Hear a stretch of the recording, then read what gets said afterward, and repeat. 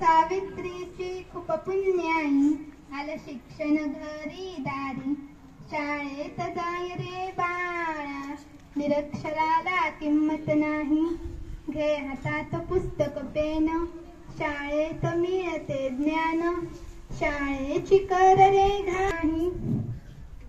नमस्कार, मी योगेश्वरी विनोदराव पाठक. मी आज सावित्रीबाई फुले यांच्याविषयी 2 शब्द बोलणार आहे. हवा वेगाने नव्हती, हवेपेक्षाही त्यांचा वेग होता. हवा वेगाने नव्हती, हवेपेक्षाही त्यांचा वेग होता. स्त्री शिक्षणासाठी लढण्याचा त्यांचा इरादा नेक होता. अशा ज्योतिरावांच्या पत्नी सावित्रीबाई फुले या लाखात नाही तर जगात एक होत्या, जगात एक होत्या, जगात एक होत्या.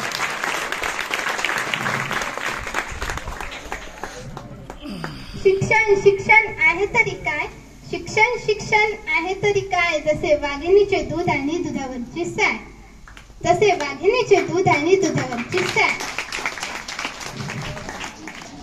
सावित्रीबाई फुले यांचा जन्म 3 जानेवारी 1831 रोजी सातारा जिल्ह्यातील नायगाव येथे झाला.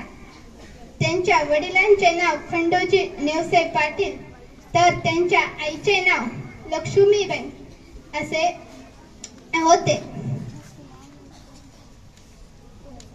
सावित्रीबाई फुले या 9 वर्षाच्या असताना त्यांचा विवाह ज्योतिबा फुले यांच्याशी झाला. ज्योतिबा फुलेंनी सावित्रीबाई फुले यांना लिहायला व वाचायला शिकवले आणि सावित्रीबाई फुलेंनीही जमिनीची पाटी व काडीचे पेन करून सावित्रीबाई फुले या देखील लिहायला व वाचायला शिकल्या.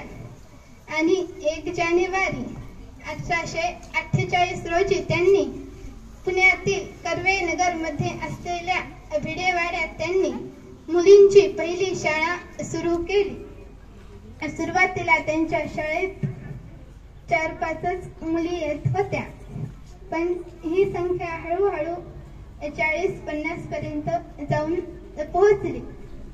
आणि त्यांनी अनेक काव्यसंग्रह देखील लिहिली. काव्य फुले, 52 कशी सुबोध रत्नाकर ही त्यांची काव्यसंग्रह प्रसिद्ध आहेत.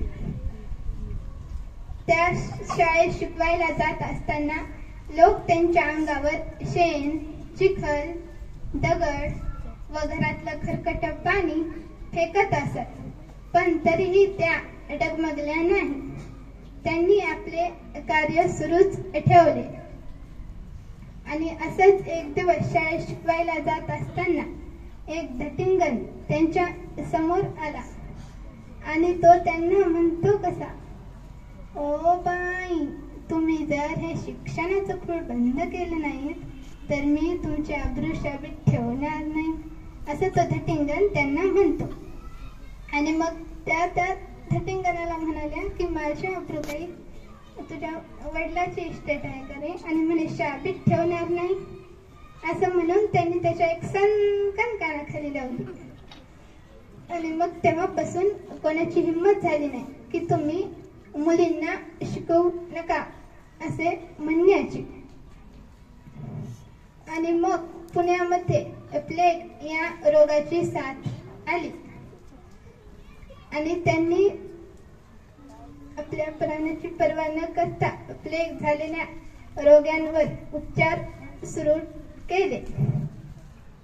आणि 10 मार्च 1897 रोजी त्यांनी जगाचा निरोप घेतला.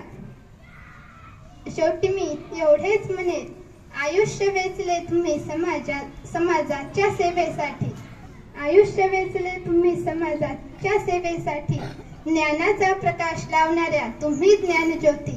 त्रिवार वंदन करते तुम्हाला कोटी कोटी, त्रिवार वंदन करते तुम्हाला कोटी कोटी. धन्यवाद.